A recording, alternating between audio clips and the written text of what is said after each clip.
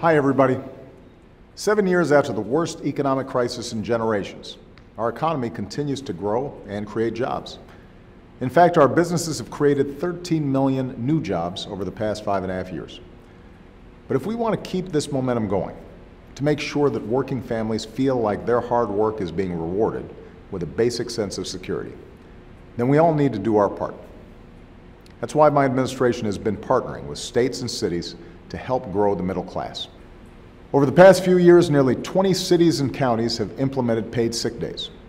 6 states have enacted paid sick days or paid family leave.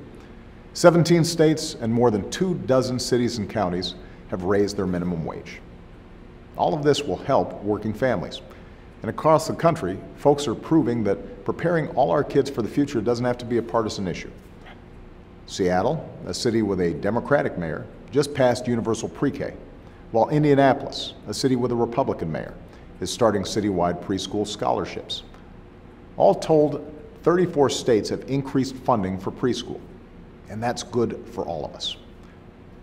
Now we need Congress to do its part to boost the economy as well.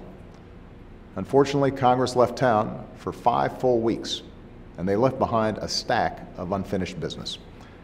For the first time ever, Congress failed to reauthorize the Export-Import Bank. That left thousands of business owners and their employees at a serious disadvantage compared to their competitors overseas. It's not good for jobs. It's not good for our economy. When it returns from recess, reauthorizing the bank ought to be a top agenda for members of Congress.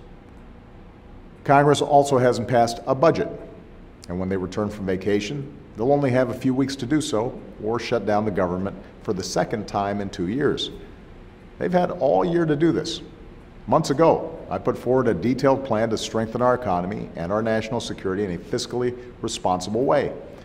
And for months, I've said I will veto any budget that locks in the sequester, those senseless cuts to domestic and national security priorities.